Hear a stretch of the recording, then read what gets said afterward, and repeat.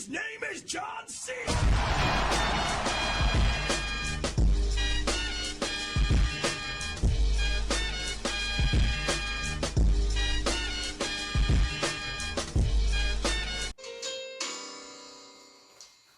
Hey folks, Sewing here, bringing you a video on how to clean and oil your Sears Kenmore 158 series vintage sewing machine. And this is also quite applicable for some of the 148 series machines that look a lot like this machine. So let's get right started. So here you can see me following along with Toby sewing machine repairs, how to clean and oil a Sears Kenmore 158 series sewing machine, and I have everything that the video told me I needed. I've got the oil, I've got a toothbrush, I've got a paintbrush, and just a rag that I can use, and I'm just following along as he cleans, and frequent pauses, frequently pressing play to make sure that I'm cleaning the right areas. I didn't even know that this part would open, but as you can see here, it was advised that we open this compartment to make sure that we clean out all the old thread and dust and things that have built up in this machine for its 23 years in storage. I likely could have done a much better job, but as my first go around, I really was just doing whatever the video told me to do and following the directions that were given.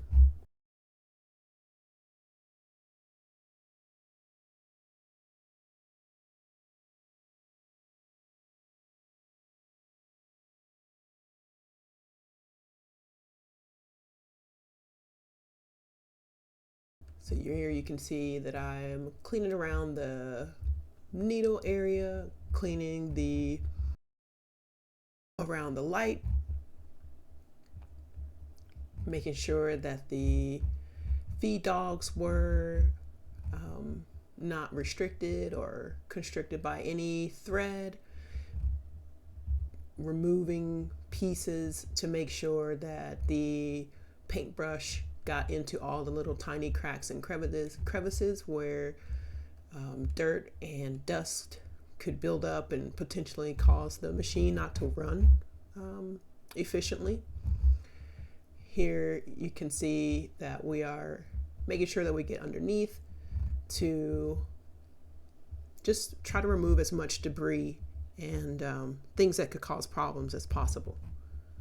Up to this point, I had turned on the machine, but I didn't know that winding the clutch away from you would be such a detriment. I learned that lesson later, but we'll come back to that. So here you can see that I've taken the top off and have begun oiling all the metal parts that rub, and I'm just trying to find visually, the guy in the video is mentioning specific parts, but it was very difficult for me to fully understand which parts needed the oil. So we had to break out the manual and just make sure that we were putting the oil in the right place, because what I don't want to do is leave this machine in a worse condition than when I got it.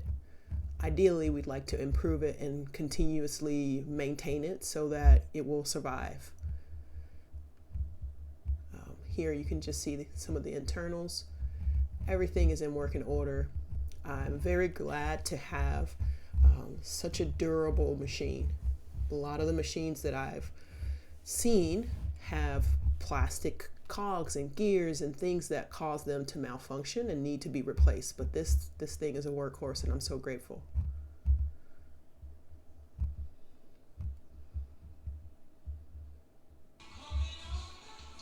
Here's where you can see that we're going to run into a problem. I have begun piecing together parts of my outer vest lining for version 1, the one that I made using the salvaged parts of the pants, but in just a short second you'll see that it's not going to move.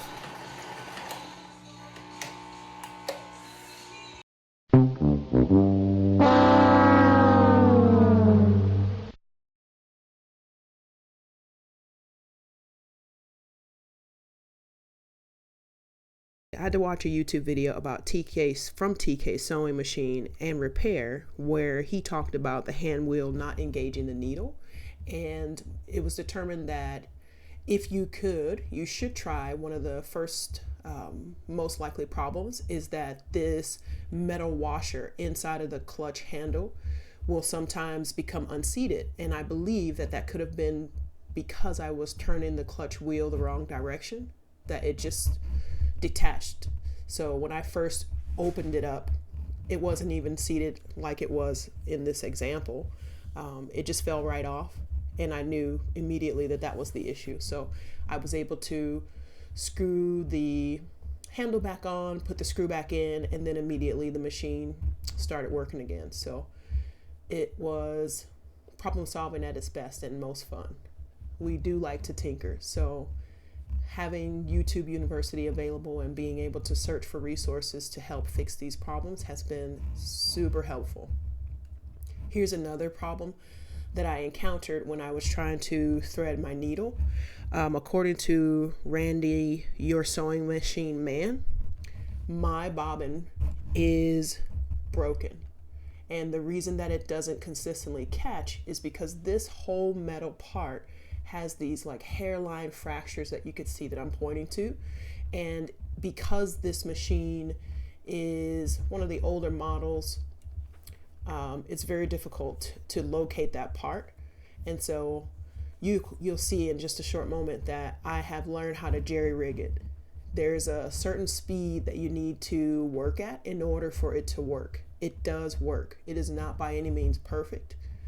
There are probably better options available to me. I know that you can get like these detachable or standalone bobbin winders, but I have something that works. As ghetto as it is, we're just gonna make it work. So here you can see that I'm threading the empty bobbin with this pink thread that I'm gonna use on the binding for the Ruby Vest number 2, version number 2. And I'm just wrapping it around a couple of times before I place the bobbin in the bobbin winder. And then I learned that if you slowly press your foot on the pedal and gently adjust the holder for the bobbin winder, that metal part that's closest to me, that eventually it picks up speed. It's not by any means even though, so sometimes you'll have to adjust where the thread is going on the bobbin, but that's a very small issue. So you can see here I'm making that adjustment. I noticed that the thread wasn't spreading evenly along the bobbin. It's a small adjustment to make for convenience. So you're learning all the quirks and things that are interesting about this machine.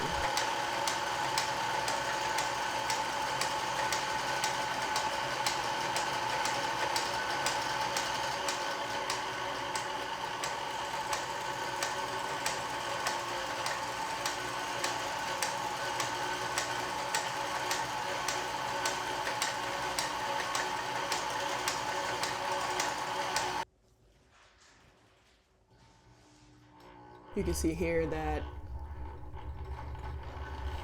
a few adjustments will sometimes help it to run a little bit more smoothly. Moving that back and forth sometimes helps. But in this case, it looks like the bobbin is full. And so we're just going to take that now completely full bobbin and put it into the machine. Easy peasy.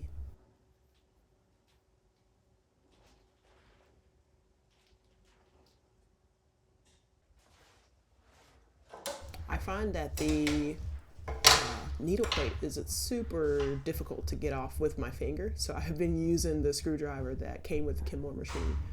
I don't think that it was meant for that function, but I would prefer that than ripping my nails off.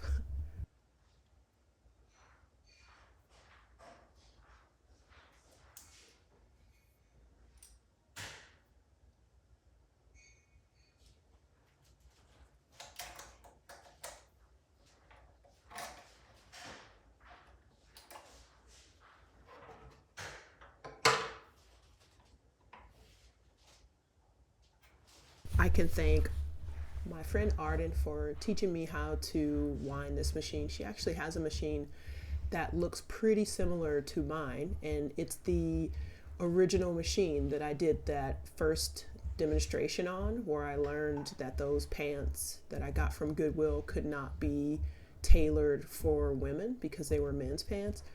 I'll put a picture of her machine here. You can see that it's very similar to this vintage Kenmore Sears 148, though I'm not sure what her exact model is. I don't think that it's much older than the version that I have, which it was awesome to learn on that machine, and then to actually now own one that is super similar means that everything that she taught me, I am transferring those skills and being able to use them in real time. So I'm grateful for her. I'm grateful for the lesson, and then the Lord is the only one who could work out that I would get a machine that was so similar and not have to learn new features or functions.